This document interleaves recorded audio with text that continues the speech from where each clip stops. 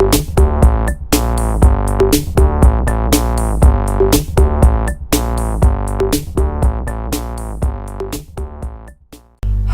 and welcome, one and all, to our inaugural podcast, Ugins Insight. I am one of your hosts, Jordan, and joining me tonight via Skype we have Steve. Steve, say hello. Hello. We have Chris. Chris, say hi. Hiya. And we have Adam. Hello. So, this is we're brand new sort of friends, and we sort of hang around and play lots of Magic, especially with Commander and Modern and lots of drafts. We've done a few drafts now. We're enjoying ourselves with them. But we decided that we wanted to do a podcast. So, what better topic than anything to discuss than Kaladesh? But we're not going to do the full set review because they're far more professional people who can do it a lot better than we can, quite frankly. So, what I figured would be a bit fun is that if we have a look at the entire set and pick 3 cards each, one is a common, one an uncommon, and one mythic or rare. And that's what we're going to talk about. So, I'll go first, lads, if that's alright with you. Yeah? Yeah, it's all good, man. Yeah, okay, so my 3 have a bit of a theme, a little bit of a theme. They all cost 1 mana. Because I'm cheap and I like it. So, Nothing wrong with that, man. there's nothing wrong with 1 mana. There's nothing wrong with it. So, we'll go with the common first. So, the common I picked was Attune with the Ether. It's for a single green. It's a sorcery. You can search your library for a basic land.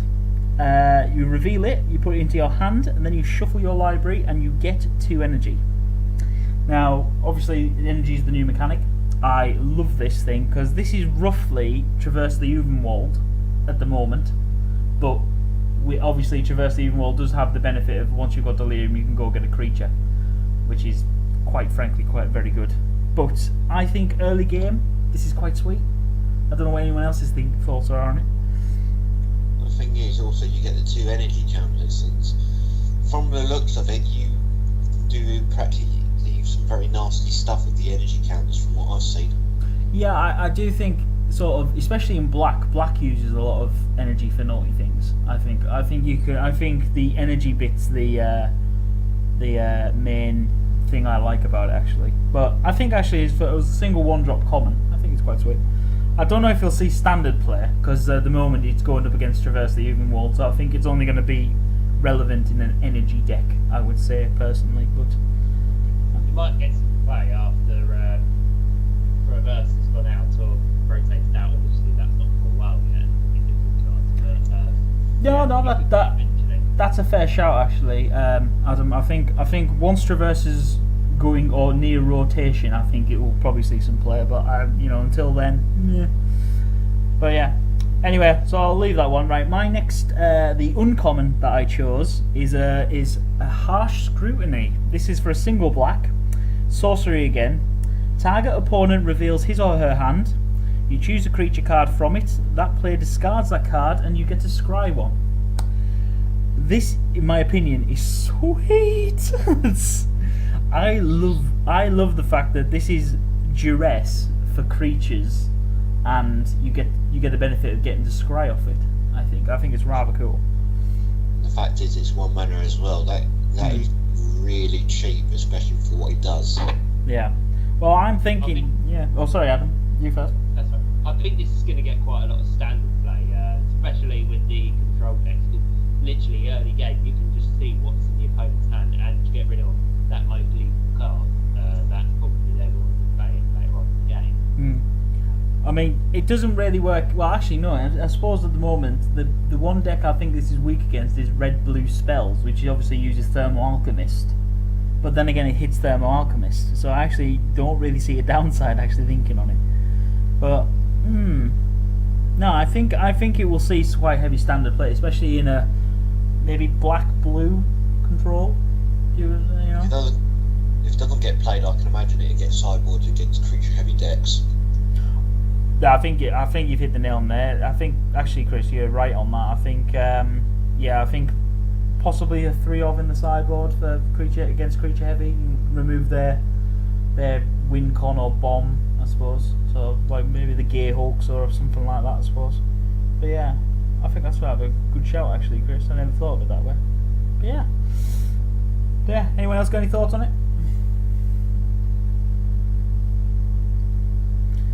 No. Okay. Right. All right. Well, I'll get round to my final one. So my final one was a rare. This is a single generic mana. It is Bomat Courier. It's an artifact creature construct. It's a 1/1. It has haste.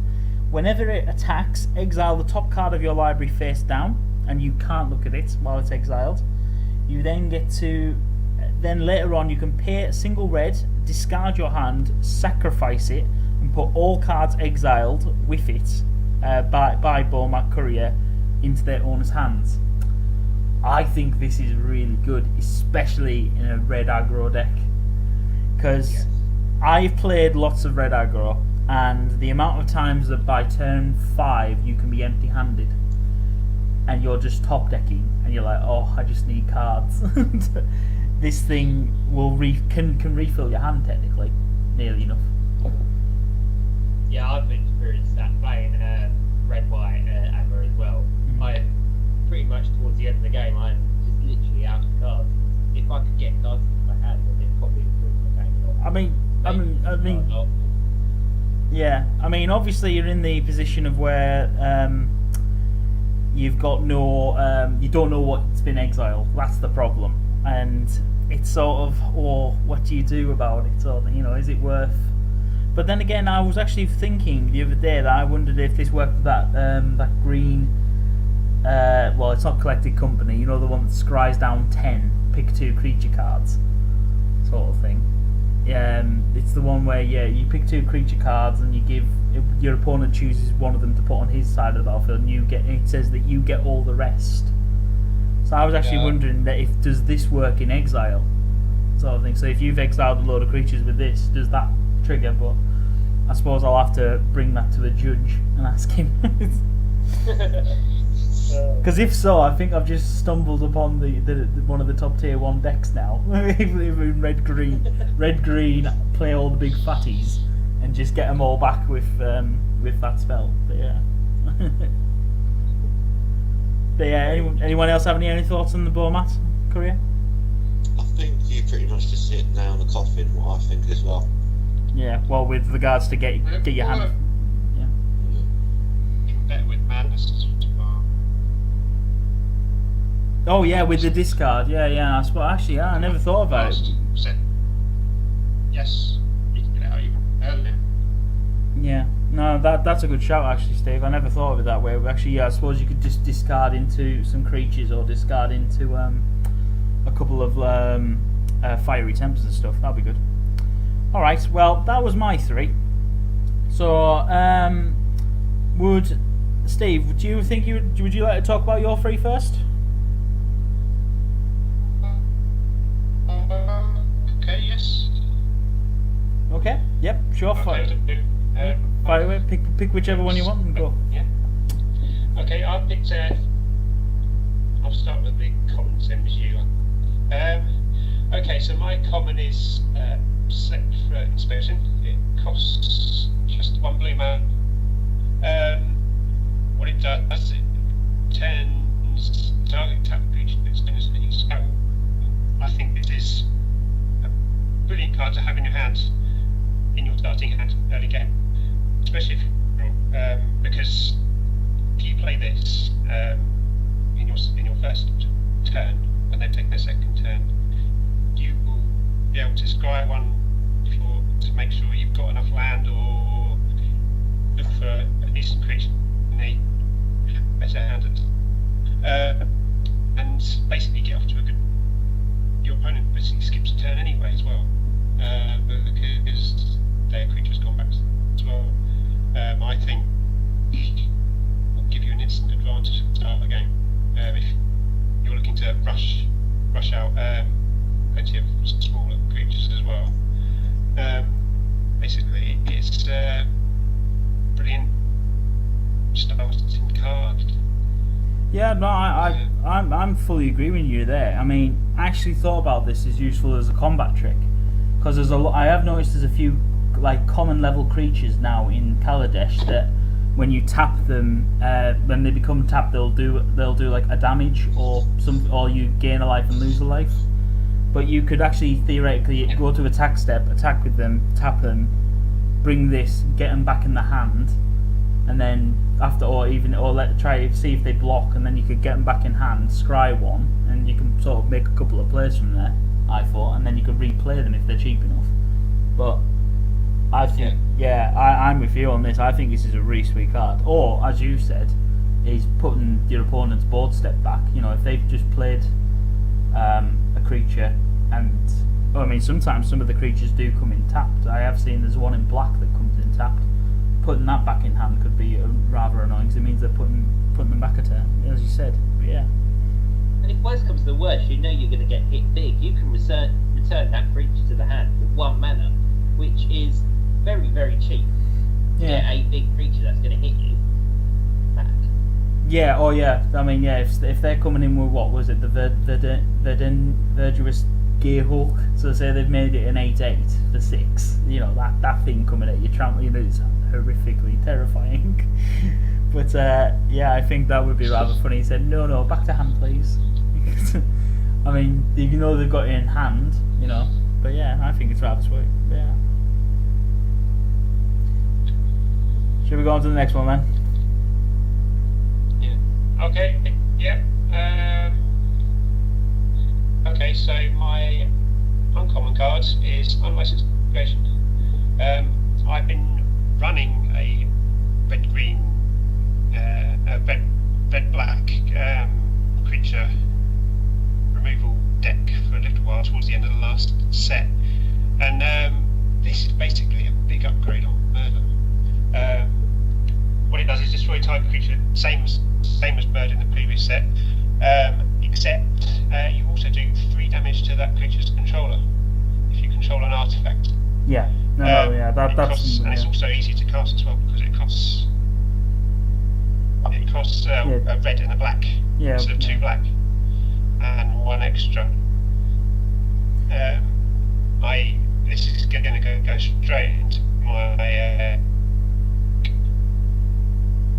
It's just an instant upgrade on the previous cards. I agree with you actually. I think that in terms of, I agree with you actually. With Murder just says destroy target creature, which is like, whereas this thing, you know, if you have an artifact, which, let's be honest, is very easy, especially in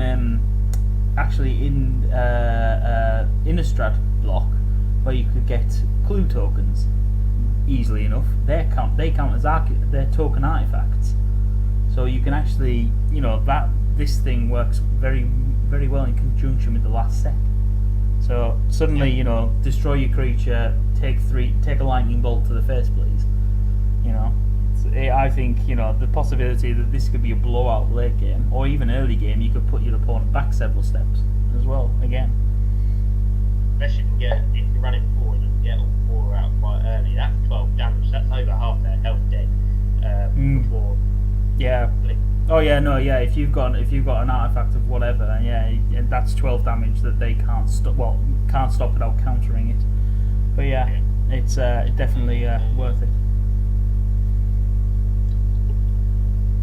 Okay, and my rare is the one that jumped out at me when the set was released. It's Power Morcon. It's an artifact of control mana, and it has an interesting ability. If an artifact or creature enters the battlefield causes a triggered ability of you control to trigger. That ability triggers an time. Now, the obvious one, the one I'm first springs to mind is a fabricate deck. If this in a fabricate deck, you will be able to just bring up so much +1/+1 counters or on servos that it'll just make money. But this can be many different decks. It's so You could virtually crack diverse. battlefield trigger. Yeah, I mean, Yeah. this thing. I mean, the Panharmonicum for 4 mana. I love this card. I saw this and instantly thought about doing an ally deck again, because with Calastria Healer, if you've got Calastria Healer on the ground already, any ally that enters makes your opponent lose 2 life and you gain 2 life. That's just off one healer. If you've got multiple healers on the board, it gets ridiculous, quite frankly. But this works with. I mean, in the new set, I mean, a lot of creatures end up giving you two energy or something like that. Suddenly you've got 4. I know there's 1 green creature for I think it's like for 2 and a green you end to get 3 energy. So that's 6, which is nuts for some spells. You know, it's this thing. I just don't know if it's going to be in standard because it's 4 mana. That's my only sort of thinking on it. I think if it was going into maybe a red-green ramp deck of some kind, I think that's a possibility. But Yes. But yeah, it's kind of would it fit into? I mean, for example, would it fit into? I don't know, black-white life gain, possibly. You know, but it's hard to sort of say really.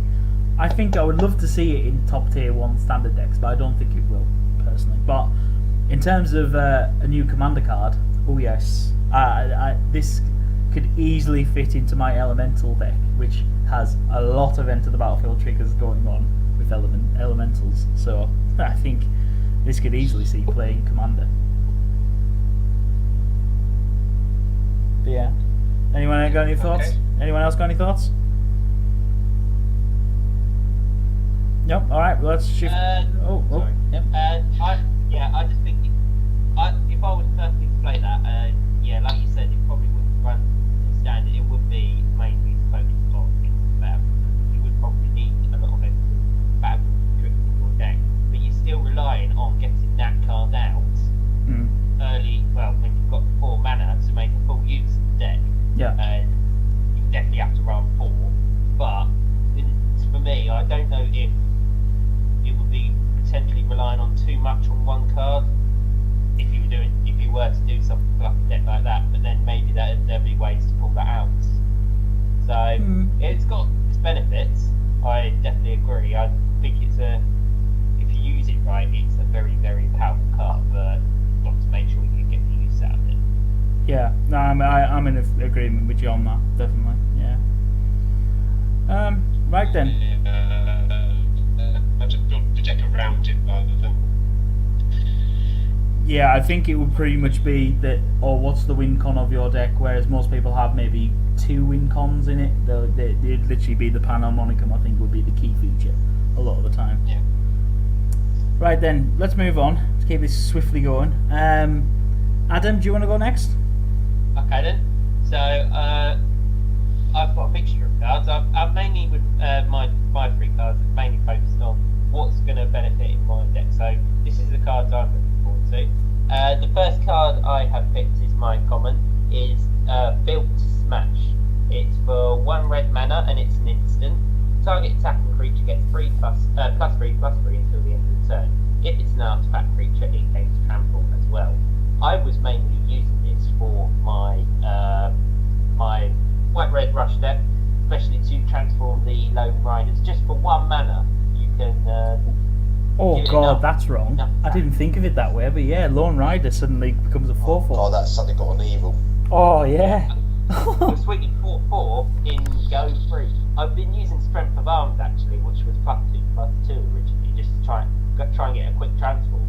I'd normally get the best case scenario, get it transformed to go 3, which was very good. But give it +3/+3 it just gives it a little bit more edge, gives it a little bit more health. And if I do find a way of getting an artifact creature into my deck, then I can give it trample in the untransformed version as well, rather than just wait for transform. But I'm mainly using that card to try and transform my Lone Riders quite quickly.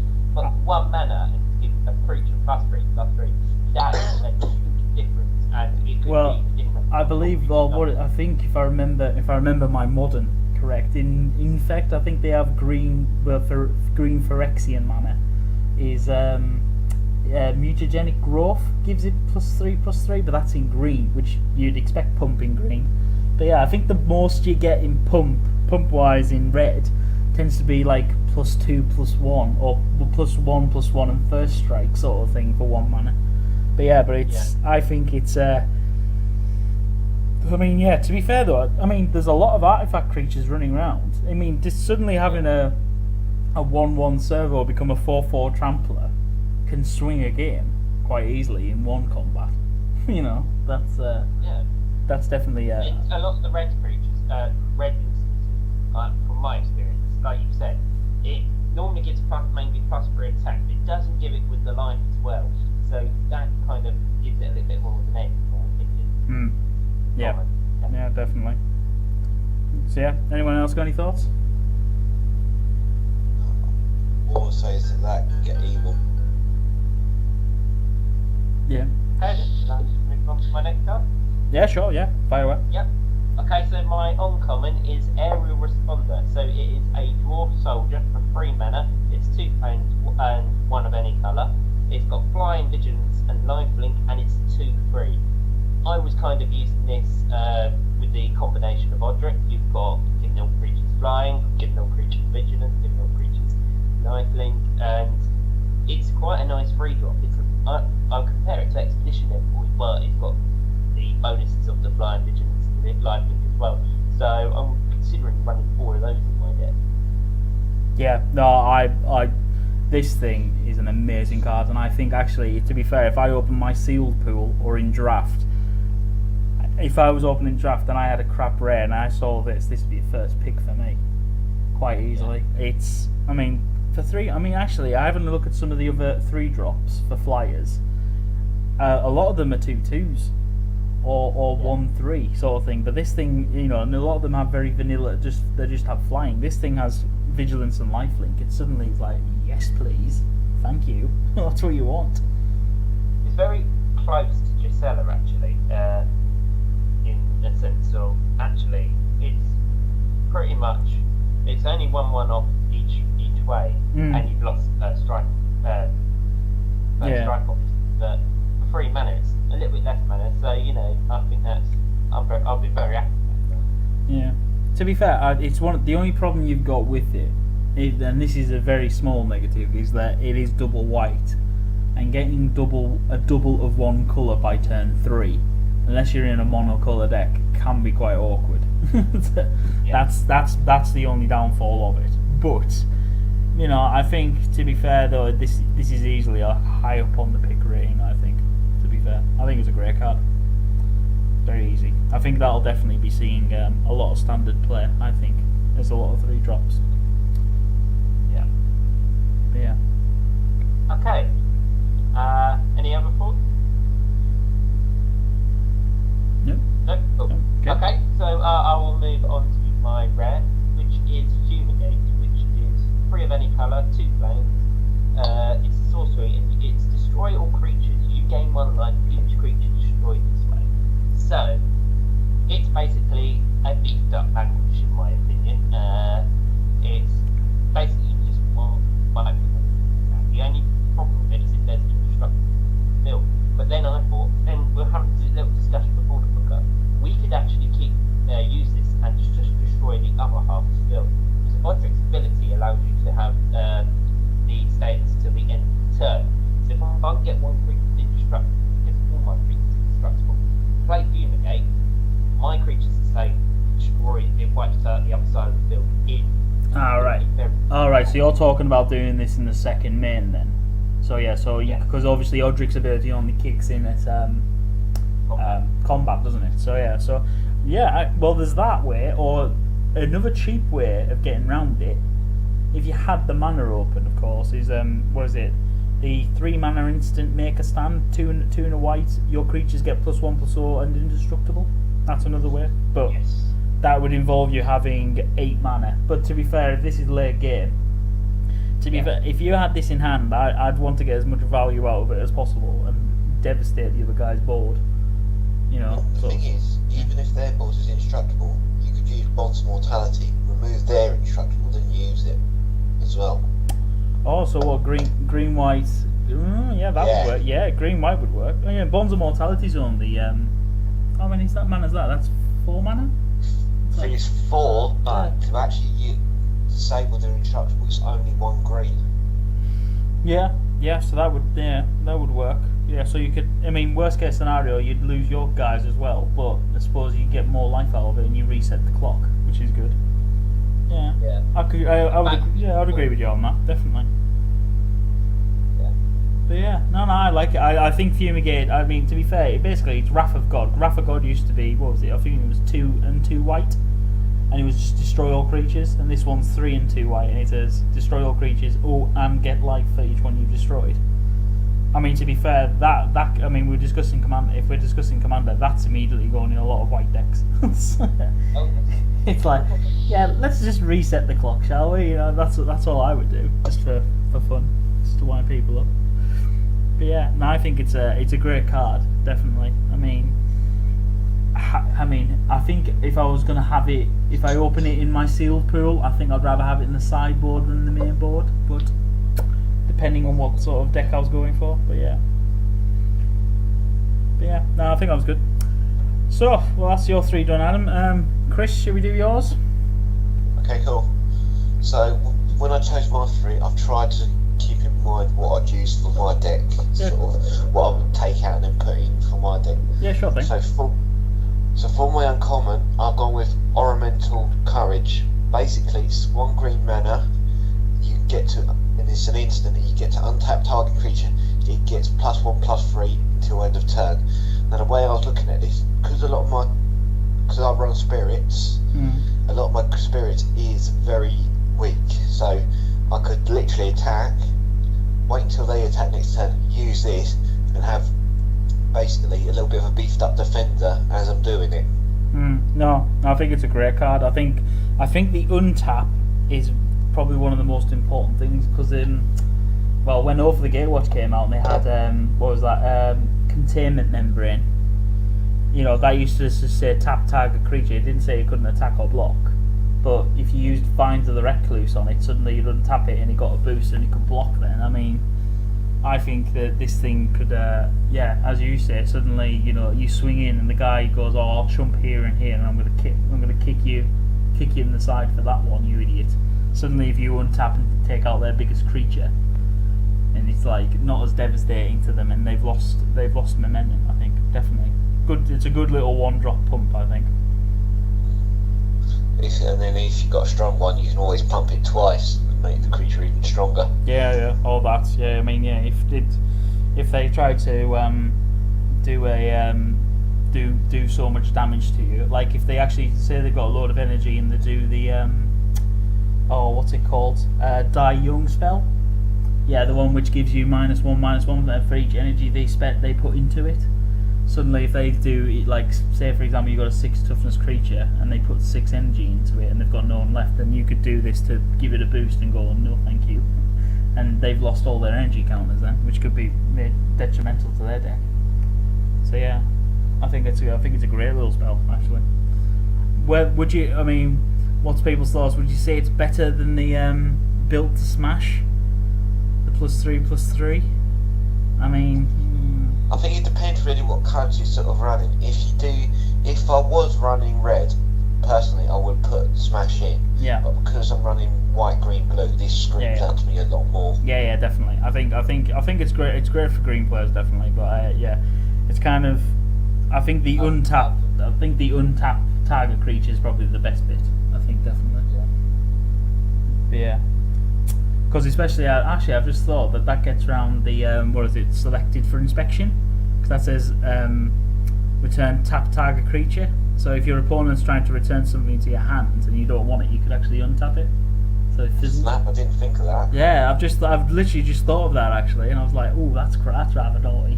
So instead of giving them hexproof, that's good. Also, if you've got one that challenge thread, Murderous Compulsion. If they play that, you can use that then to counter it. Destroy tap. Creature. Destroy tap target creature. Yeah. Oh no, that's a good point as well. Yeah, there's that. Yes, actually, there's quite a few destroy tap spells, isn't there? So yeah, so that would work quite well. Well, in fact, oh no, Nahiri. I was just thinking Nahiri's minus ability.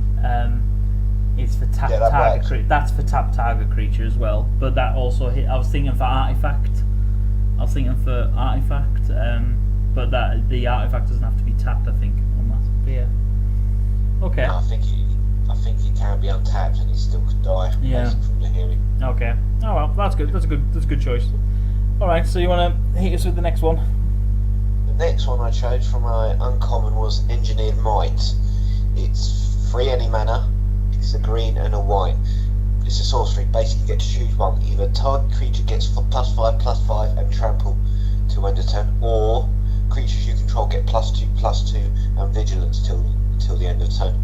Now, the way I see this is a very good card. You can judge a situation. You can either whack up a creature pretty quickly, or you could actually give everything +2/+2 and vigilance and say, all right, I'll just swing with everything, and I still get everything that not tapped until the next turn. So basically, I can block with everything next turn. It really depends how many creatures you've got attacking at that particular point. If you're only Yeah. got 4 creatures, you might as well go with the 5. But if you're going all in, then yeah, I would say go for 2. So you've got to judge the situation at the time. You know there's a lot of creatures that are going to die but could survive with 2/2. You probably want to do that, but it's Yeah. a tough one. I would prefer it as an instant, but the fact that Yeah. sort of kind of have to make the commitment with the attack. To be Nice, fair, yeah. I think it's quite. What's good about it is that this card works very well for those board stall bits that you get in sealed and draft, where you just suddenly get to the point where you're just going, right, okay, well I'm playing a 2-drop and you play a 2-drop and we're just gonna sort of fill our board out a bit. But at this point you could go, well, we've roughly got the same amount of creatures. I'm now gonna swing and you're gonna have to block. If you swing with everything and they've given everything +2/+2. He's going to have to block it. Alright, you're going to lose some things, but he's going to probably lose a lot more. And then suddenly you're in a better position on board state, which works really well, I think. But yeah. The only thing I can downside is, obviously, if you've got something like Always Watching, then you might. Then the only good thing about it is the +2/+2. But then again, at that point, you might want to look at the +5/+5. It's like Adam said, it's judgmental on what the situation is. Yeah, no, it is all about the situation, but I think even if you've got Always Watching out and it's already given them +1/+1 and lifelink, suddenly you've got +1/+1 and vigilance, sorry. Yeah. Suddenly you're getting, I mean, for 5 mana, giving everything +2/+2 doesn't sound worth it, but to be fair, I actually think that, suddenly you're giving all your creatures with that situation have got +3/+3 and vigilance anyway, is rather sweet, at that sort of Yeah. level. But yeah. I Definitely. do see what you mean. No, I think it's definitely a good spell. I think it's really good. But as you say, you're going to have to sort of. I think this is going to be for those players who really read situations and go, right, I'm going to try this. I mean, to be fair, in your Spirits deck, I think this will work very well, especially against like when they put out Watcher in the Web and all that sort of thing. I think it could work very much in your favour. But yeah. I'm definitely possibly looking at putting 2 or 3 of these in my deck, possibly 2, because of the high mana cost. Yeah, I think 2 would be about right. I think personally. Yeah. All right, so should we go on to the last one then? Alright, my last one, my Mythic. This is the one that possibly, when the set got announced, probably was saying, yep, I definitely wanted. It's Dovin Barn, Planeswalker. Its +1 is until next turn, until your next turn, up to 1 target creature gets -3 attack, -0 defense, and its activated abilities can't be activated. Its -1 is you gain 2 life and draw a card, and its ultimate is you get an emblem with your opponents can't untap more than 2 permanents during their untap step. Basically, the +1, you could actually stop a low creature attacking and halt its ability really quickly. With maybe Tamio as well, I could see this becoming quite mad, because you could then do that and then tap out 2 other creatures. This -1, well, the way I see it is you can get more life and draw a card. That's a win-win situation here. And it's -7. Well, you're just forcing if it's a creature heavy deck, you're just forcing the person to choose 2 permanents to untap.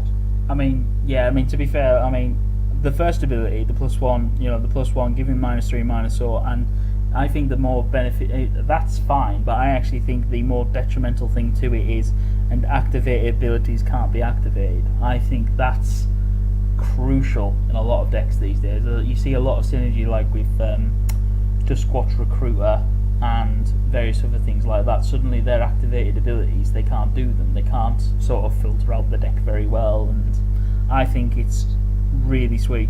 Yeah, as you said, the -1, gain 2 life and draw a card. Yeah, that's fine. Then the -7 is basically that. What's that? It's in a masterpiece now. Is it Static Orb? I think that's what it is. That it does the same thing. Your opponents can't untap more than 2, and that's like a 5 mana artifact or something like that. I can't remember off the top of my head. The only slight, and I'm being very nitpicky, issue I have with him is he starts off with 3 loyalty. Now I know why he starts off with 3 loyalty. It's because if he was a 4 loyalty for 4 mana, it suddenly takes only 3 +1s to get him to ultimate. So by 4 turns later, he's ultimated, because you would just ultimate him immediately. You wouldn't try and take him further than he is. But it's sort of like, I wish he came in with 1 more loyalty. And the only way, obviously, at the moment, I think you can do that is with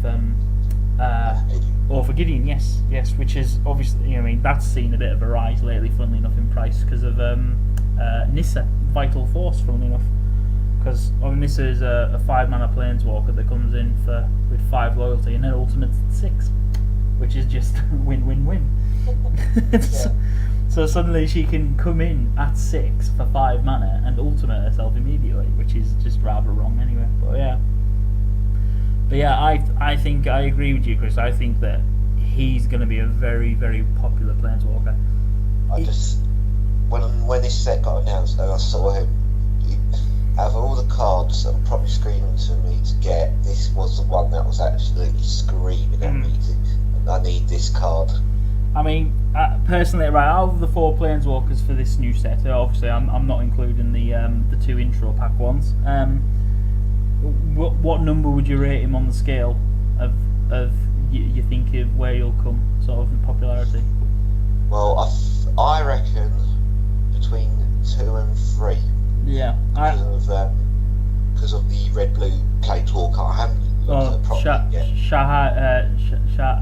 Shahali Rai, I think it is. Yeah. Shahili Rai, that's it. Shahali Rai. I think actually, personally, out of the lot of them, I think it goes Chandra first. Then I think Dorvin, then Nissa, and I think Shahili's going to be the lowest one, funnily enough. Because I only see her at the moment in red-blue spells. I see Chandra fitting in red-blue spells a lot better, quite frankly, but I think Dorvin's going to be sort of second on the list. Everyone's going to be after him, I think. I've got to say, it might be one of those places that might not get used too much and have a devastating effect. Cameo from standard play not get much use, but people that had used Cameo use Cameo very effectively. And I think it's going to be the same for this place. Not many people are going to use when it does pop up. It's going to cause a problem. Not many people probably used to play it, so it's kind of a new mechanic they've got to face again. Yeah, I've got to say, it's +1. It's very similar to Liliana. It's nullifying these exactly make some of the creatures useless. A bit more defensive planeswalker rather than definitely. Attack. Right. Well, I think we could probably talk about this for hours, so I'm gonna stop us there because we could probably talk on Planeswalkers for the rest of the night, quite frankly, and I don't want to get shouted at for not doing certain things. So anyway, I'd like to thank all the lads for joining us for our first podcast, and Thank you for having us. we're gonna try and I think do this maybe every couple of weeks. I think maybe we'll try that, or it might be every 3 weeks. I think something more realistic because we all have lives at the end of the day. But Steve, Chris, and Adam are all going to GP London with me, so you never know. We might do a bit of I'm going to probably do a vlog anyway for the YouTube channel, so it's going to be rather interesting anyway. So you'll get to see bits and bobs of us maybe dossing around and doing games and etc. Anyway. But thank you for joining us, and we hope that you tune in next time. Okay, guys. So, Bye. bye guys. Cheers, bye. Bye.